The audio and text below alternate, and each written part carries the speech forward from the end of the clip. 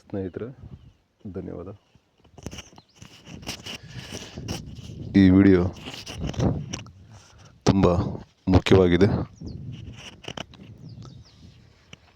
ಅದು ಈ ಮೊದಲೇ ನಿಮಗೆ ಚುಟುಕಾಗಿ ಈ ಮದ್ಯವ್ಯಸನದ ಕುರಿತಾಗಿ ವಿಡಿಯೋ ಮಾಡಿದ್ದೆ. ಅದನ್ನು ಯಾಕೆ ಮಾಡಿದರು ಅಂತ ಕೆಲವರಿಗೆ ಪ್ರಶ್ನೆ ಬಂತು. ಕೆಲವರು ನನಗೆ ವಿಚಾರಿಸಿ ಕೇಳಿದರು, ಏನಕ್ಕೆ ವಿಡಿಯೋ ಮಾಡಿದೆ ಅಂತ. ಅದಕ್ಕೆ ಒಂದು ಕಾರಣ ಇದೆ. ಅದು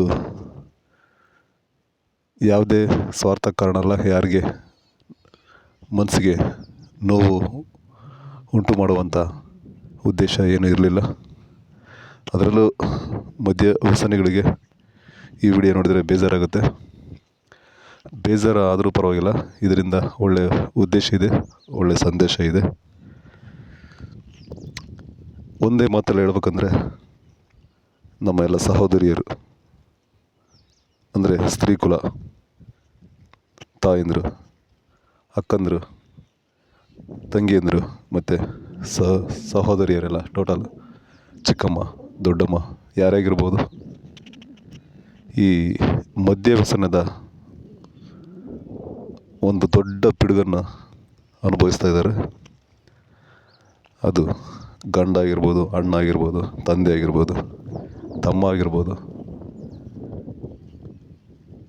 ಪ್ರತಿಯೊಂದು ಮನೆಯಲ್ಲಿ, ನಮ್ಮ ಮನೆಯನ್ನು ಒಳಗೊಂಡು, ನಮ್ಮ ಕುಟುಂಬ ಒಳಗೊಂಡು ನಾನು ಹೇಳ್ತಿರೋದು. ಇದೊಂದು ದೊಡ್ಡ ಪಿಡುಗು, ನಿಮಗೆ ಗೊತ್ತೇ ಇದೆ. ಅದೊಂದು ಚಟ, ಕುಡಿತದ ಚಟ ಮನುಷ್ಯನ ಯಾವ ಮಟ್ಟಕ್ಕೆ ತರುತ್ತಂದರೆ, ಅವರ ಜೀವನನ ಸಂಪೂರ್ಣ ನಾಶ ಮಾಡಿಬಿಡುತ್ತೆ. ಸಂಪೂರ್ಣ ನಾಶ ಮಾಡುತ್ತಂದರೆ ಅವರನ್ನು ಚಟಕ್ಕೆ ಏರಿಸ್ಬಿಡುತ್ತೆ. ಚಟ ಆಗಿ ಪರಿವರ್ತನೆ ಆಗಿ ಚಟಕ್ಕೆ ಏರಿಸ್ಬಿಡುತ್ತೆ.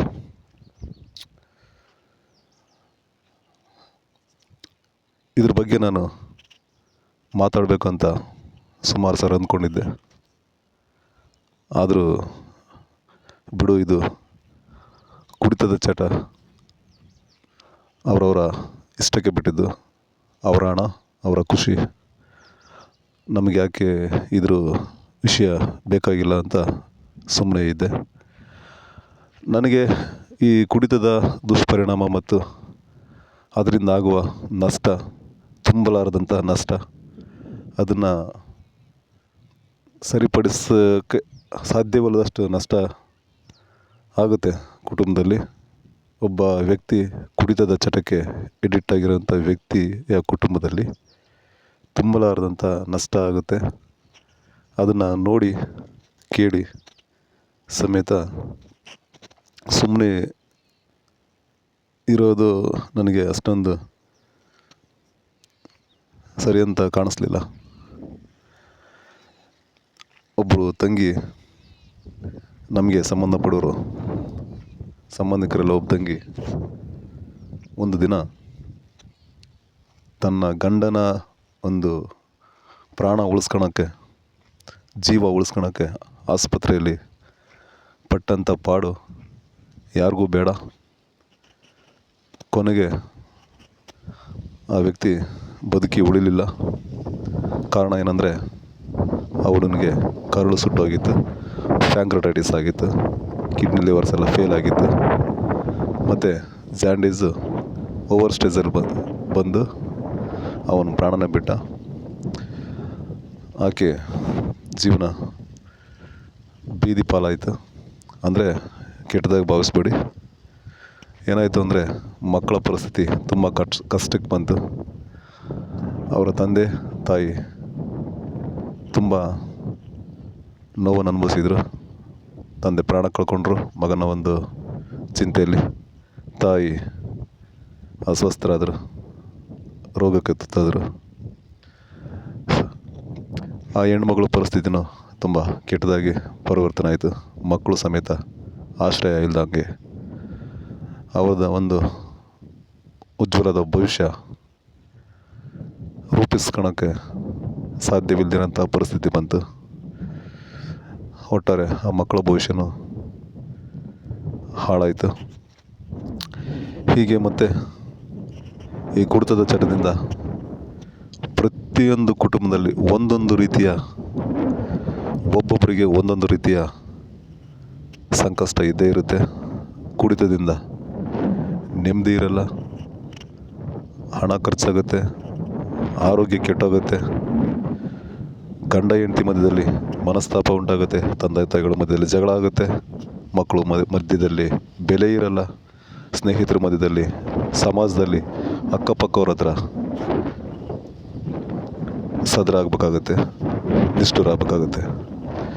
ಸ್ನೇಹಿತರೆ, ಇನ್ನೊಂದು ವಿಚಾರ, ಈ ಕುಡಿತ ಅನ್ನೋದು ಅದೊಂದು ಶೋಕಿಗೆ ಮಾಡ್ತಾರೋ ಅಥವಾ ಕಷ್ಟಪಟ್ಟು ಮೈನೋವಾಗಿರುತ್ತೆ, ನಿದ್ದೆ ಬರುತ್ತೆ ಅಥವಾ ಮನಸ್ಸಿಗೆ ಆರಾಮಾಗುತ್ತೆ ಅಂತ ಕೆಲವರು ಹೇಳ್ತಾರೆ. ಅದು ನಮಗೆ ಗೊತ್ತಿಲ್ಲ, ಅದ್ರ ಬಗ್ಗೆ ನಮಗೇನು ಐಡಿಯಾ ಇಲ್ಲ. ಆದರೆ ಅವರು ಯಾವ ಉದ್ದೇಶಕ್ಕೆ ಕುಡಿತದ ಚಟಕ್ಕೆ ಬೀಳ್ತಾರೋ, ಕಲಿತಾರೋ ಅದು ಅವರ ವೈಯಕ್ತಿಕ ವಿಚಾರ. ಅದರಿಂದ ಯಾವುದೇ ಒಂದು ನಯ ಪೈಸದಷ್ಟು ಲಾಭ ಇಲ್ಲ, ಅದು ನಿಮಗೆಲ್ಲರಿಗೂ ಗೊತ್ತೇ ಇದೆ. ಅದರಿಂದ ಎಷ್ಟು ನಷ್ಟ ಆಗುತ್ತೆ ಅಂತ ಎಲ್ಲರೂ ಗೊತ್ತಿದ್ರೂ ಸಮೇತ ಅದಕ್ಕೆ ಎಡಿಟ್ ಆಗ್ತಾರೆ, ಬಿಡೋಕ್ಕೆ ಆಗದೇ ಇರೋಷ್ಟು ಎಡಿಟ್ ಆಗ್ತಾರೆ. ತಂದೆ ತಾಯಿಗಳನ್ನ, ಮಕ್ಕಳನ್ನ ಮತ್ತು ಸಂಬಂಧಿಕರನ್ನ ಎಲ್ಲರೂ ಕಳ್ಕೊಳೋಂತಹ ಪರಿಸ್ಥಿತಿ ಬಂದರೂ ಅನಾರೋಗ್ಯಕ್ಕೆ ತುತ್ತಾಗಿ ಡಾಕ್ಟ್ರುಗಳು ಕುಡಿಬೇಡ್ರಿ, ಅದರಿಂದ ಏನೂ ಪ್ರಯೋಜನ ಇಲ್ಲ, ಆರೋಗ್ಯ ಕಾಪಾಡ್ಕೊಳ್ಳಿ, ಸಂಸಾರ ನೋಡಿ, ತಂದೆ ತಾಯಿಗಳು ಮಕ್ಕಳು ಮುಖ ನೋಡಿ ಬದುಕಿ ಅಂತ ಸಾವಿರಾರು ಸಾರಿ ಹೇಳಿದರು ಕೇಳಲ್ಲ. ಇದಕ್ಕೆ ಅದೇನು ಸ್ಪಿರಿಟ್ ಇಟ್ಟಿದಾನೋ ಆ ಕುಡಿತದ ಒಂದು ಅಭ್ಯಾಸ ಇರೋರಿಗೆ ಗೊತ್ತು, ಮತ್ತು ಆ ಕಂಪ್ನಿಯವ್ರಿಗೆ, ಫ್ಯಾಕ್ಟ್ರಿಗಳಿಗೆ ಗೊತ್ತು, ಫ್ಯಾಕ್ಟ್ರಿ ಓನರ್ಸ್ಗೆ, ಆ ಪ್ರಾಡಕ್ಟ್ಸ್ ಏನು ಬರುತ್ತೋ ಅದನ್ನ ತಯಾರಿಸಿರುವಂತಹ ಕಂಪ್ನಿಗಳಿಗೆ ಗೊತ್ತು, ನಮಗಂತೂ ಗೊತ್ತಿಲ್ಲ. ಆದರೆ ಅದರಿಂದ ಆಗುವಂತಹ ದುಷ್ಪರಿಣಾಮಗಳು ಮಾತ್ರ ಭಾರೀ ಕೆಟ್ಟದಾಗಿರುತ್ತೆ. ಖಂಡಿತ ಜೀವನ ಹಾಳಾಗುತ್ತೆ. ಹೇಗೆ ಜೀವನ ಹಾಳಾಗುತ್ತೆ ಅಂತಂದರೆ ಊಹೆ ಮಾಡ್ಕೊಳಕ್ಕೂ ಸಾಧ್ಯವಾಗೋದಿಲ್ಲ. ಅಷ್ಟು ಕ್ರೂರವಾಗಿ, ಅಷ್ಟು ಕೆಟ್ಟದಾಗಿ ಮನುಷ್ಯನ ಜೀವನ ಆ ಕುಡಿತದ ಚಟದಿಂದ ಹಾಳಾಗುತ್ತೆ. ಜೊತೆಗೆ ಕುಡಿತದ ಚಟ ಇರೋನು ಅದೊಂದೇ ಅಭ್ಯಾಸ ಇಟ್ಕೊಂಡಿರಲ್ಲ, ಜೊತೆಯಾಗಿ ಸಿಗರೇಟ್, ಇಲ್ಲ ಬೀಡಿ, ಇಲ್ಲ ಗುಟ್ಕಾ, ಇಲ್ಲ ಹನ್ಸ್, ಇಲ್ಲ ಮಧುನ, ಇಲ್ಲ ಮತ್ತೊಂದು ಚಟಕ್ಕೆ ಅಡಿಕ್ಟ್ ಆಗಿರ್ತಾನೆ. ಈ ಕುಡಿತದ ಜೊತೆಗೆ ಅದು ಒಂದು ಚಟವಾಗಿ, ಗೀಳಾಗಿ ಪರಿವರ್ತನೆ ಆಗಿರುತ್ತೆ. ಸ್ನೇಹಿತರೆ, ಏನೇ ಇರಲಿ, ಇದರಿಂದ ಸಮಾಜದಲ್ಲಿ ಸಾಕಷ್ಟು ದುಷ್ಪರಿಣಾಮಗಳು ಬೀರುತ್ತೆ. ಒಬ್ಬ ಕುಡಿತದ ಚಟಕ್ಕೆ ಗೀಳಾಗಿ ಅದಕ್ಕೆ ಎಡಿಕ್ಟ್ ಆಗಿರೋಂತಹ ವ್ಯಕ್ತಿ ತನ್ನ ಮನಸ್ಥಿತಿಯನ್ನು ಕಳ್ಕೊಂಡಿರ್ತಾನೆ. ಆರೋಗ್ಯದ ಕಡೆ ಗಮನ ಇರೋದಿಲ್ಲ. ತಂದೆ ತಾಯಿಗಳ ಬಗ್ಗೆ, ಫ್ಯಾಮಿಲಿ ಬಗ್ಗೆ, ಸ್ನೇಹಿತರ ಬಗ್ಗೆ ಆಗಲಿ, ಇನ್ನೊಂದು ಅವರ ಒಂದು ಜೀವನದ ಗುರಿ ಬಗ್ಗೆ ಆಗಿರಲಿ, ಯಾವುದರದ ಬಗ್ಗೆ ಆಗಲಿ ಅವರು ಗಮನಿಸ್ತಿರೋದಿಲ್ಲ. ಅವ್ರಿಗೆ ಊಟ ಇಲ್ಲದಿದ್ರೂ ಪರವಾಗಿಲ್ಲ, ಕುಡಿಯೋ ಕಾತರತೆ ಅವರಲ್ಲಿರುತ್ತೆ. ಬೆಳಗ್ಗೆ, ಸಾಯಂಕಾಲ, ಮಧ್ಯಾಹ್ನ ಯಾವುದೇ ಒಂದು ಸಮಯ ನಿಗದಿ ಇರಲ್ಲ. ಕುಡಿಯೋ ಸ್ಪಷ್ಟ ಉದ್ದೇಶನೂ ಅವರಲ್ಲಿರಲ್ಲ. ಕಲಿತಿರೋದು ಏನಕ್ಕೆ ಕಲ್ತಿರ್ತಾರೆ ಅಂತಲೂ ನಮಗೆ ಗೊತ್ತಾಗಲ್ಲ.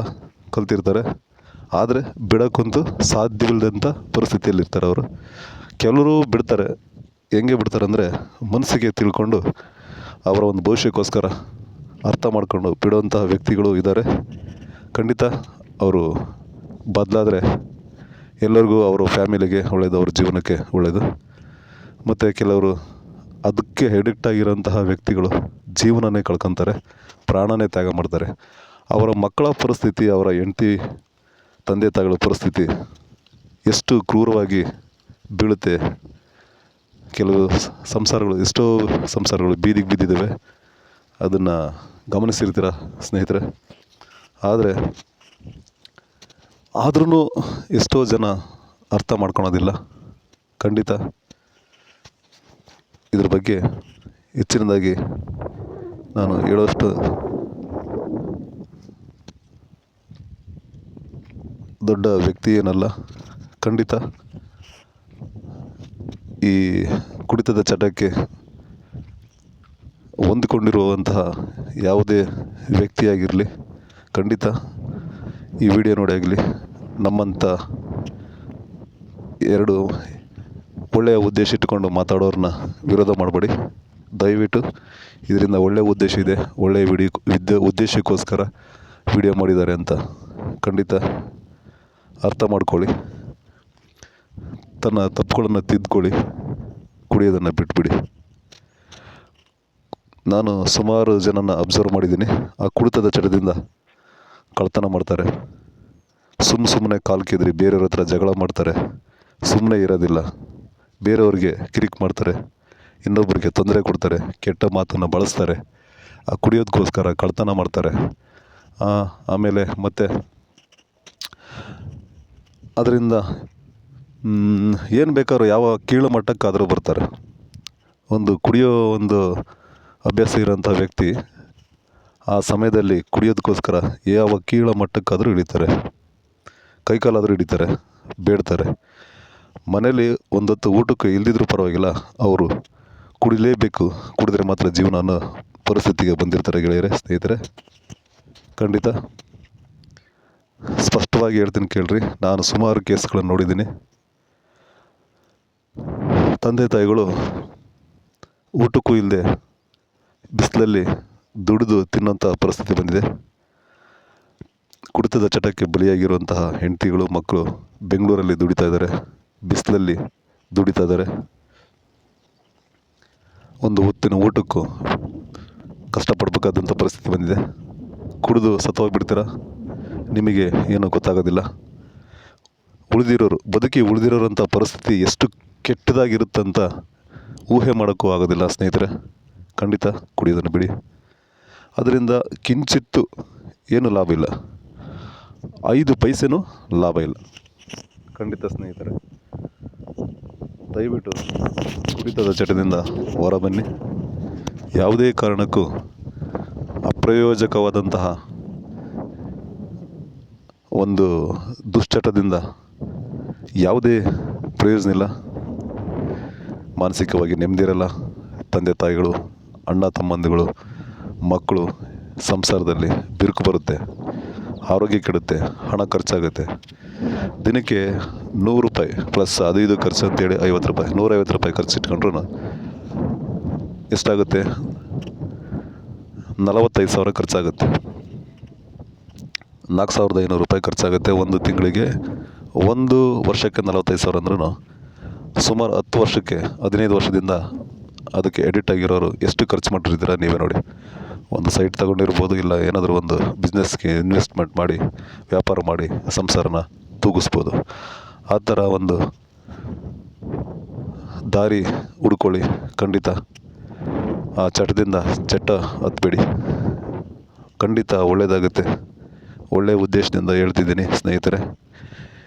ಒಬ್ಬ ಸಹೋದರಿ ಕುಡಿದು ತನ್ನ ಗಂಡನ ಒಂದು ಸ್ಥಿತಿ ನೋಡಲಾರ್ದೆ ಗೋಳಾಡ್ತಿದ್ದಂಥ ಪರಿಸ್ಥಿತಿನ ನಾನು ಬೀದಿಯಲ್ಲಿ ನೋಡಿ, ಮತ್ತು ಒಬ್ಬ ಮಗ ತನ್ನ ತಾಯಿ ಕಷ್ಟಪಡ್ತಿದ್ದನ್ನು ನೋಡಿದೆ. ಒಬ್ಬ ಕುಡುಕ ಮಗನ ಒಂದು ಗೋಳಾಟನ, ಕುಡುಕ ಮಗನ ಇಂದ ಬಂದಂತಹ ಪರಿಸ್ಥಿತಿನ ಸಹಿಸಲಾರ್ದಂಥ ಆ ತಾಯಿ ಹೆಣಗಾಡ್ತಿದ್ದನ್ನು ನೋಡಿದೆ. ಮತ್ತು 2-3 ಕುಟುಂಬಗಳು ಆಸ್ಪತ್ರೆಯಲ್ಲಿ ದೇವರ ಹತ್ರ ಬೇಡ್ಕೊಂಡಿದ್ದನ್ನು, ಲಕ್ಷಾನುಗಟ್ಟಲೆ ಹಣ ಖರ್ಚು ಮಾಡಿದ್ದನ್ನು, 8-10 ಲಕ್ಷ ಹಣ ಖರ್ಚು ಮಾಡಿ ಗಂಡರನ್ನ ಕಳ್ಕೊಂಡು ತುಂಬಲಾರ್ದಂತಹ ನಷ್ಟ ಅನುಭವಿಸ್ತಾ ಇದ್ದಾರೆ. ಆ ಸ್ಥಾನನ, ಗಂಡನ ಸ್ಥಾನನ ಜೀವನ ಬೇರೆ ಯಾರೂ ಕೊಡೋಕ್ಕಾಗಲ್ಲ.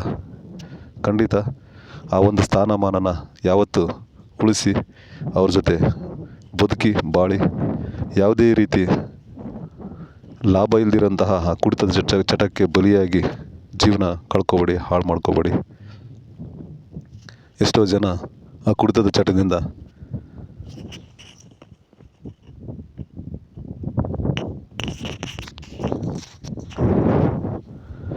ಬೀದಿ ಪಾಲಾಗಿ ಹೆಣವಾಗಿ ಹೋಗಿದ್ದಾರೆ ಸಂಖ್ಯೆಯಲ್ಲಿ.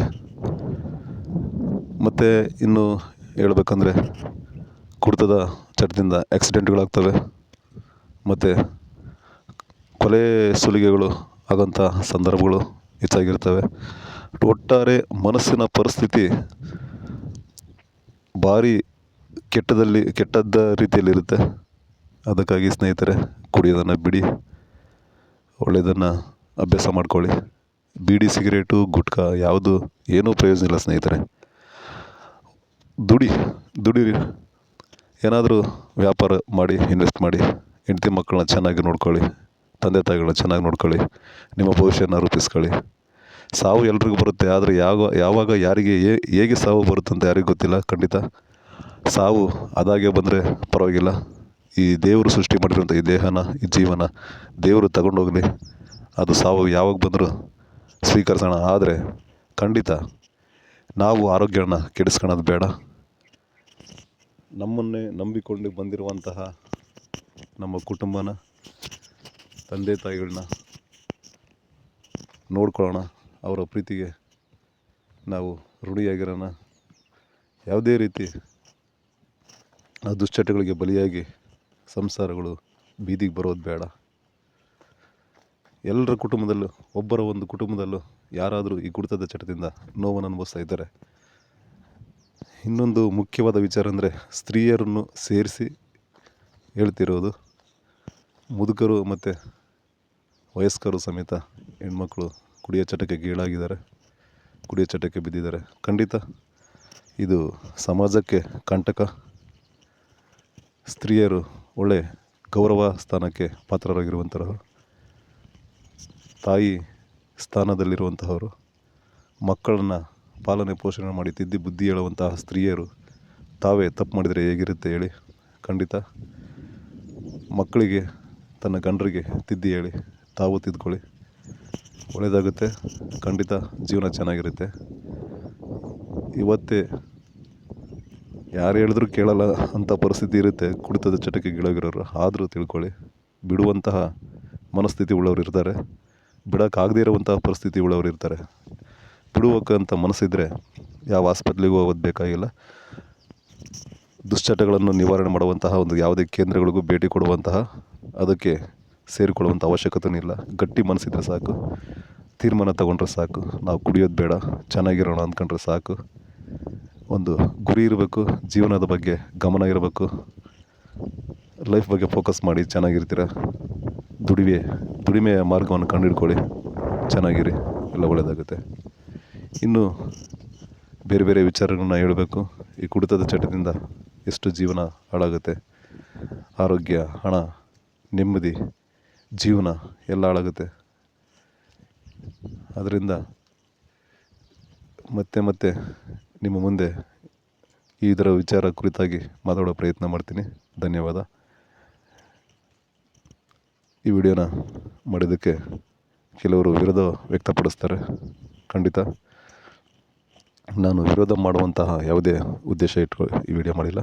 ಸಮಾಜದ ಕೆಲವರು ಹಿತದೃಷ್ಟಿಯಿಂದ, ಒಳ್ಳೆಯ ಉದ್ದೇಶದಿಂದ ಈ ವಿಡಿಯೋ ಮಾಡಿದ್ದೀನಿ. ಸ್ನೇಹಿತರೆ, ಈ ವಿಡಿಯೋನ ನೋಡಿ ಮತ್ತು ಮತ್ತೊಂದು ವಿಡಿಯೋ ಮಾಡೋಕ್ಕೆ ಬೆಂಬಲ ಕೊಡ್ತೀರಂತ ಅಂದ್ಕೊಂಡಿದ್ದೀನಿ. ಎಲ್ಲರಿಗೂ ಒಳ್ಳೆಯದಾಗಲಿ. ಶುಭ ಮುಂಜಾನೆ. ಧನ್ಯವಾದ.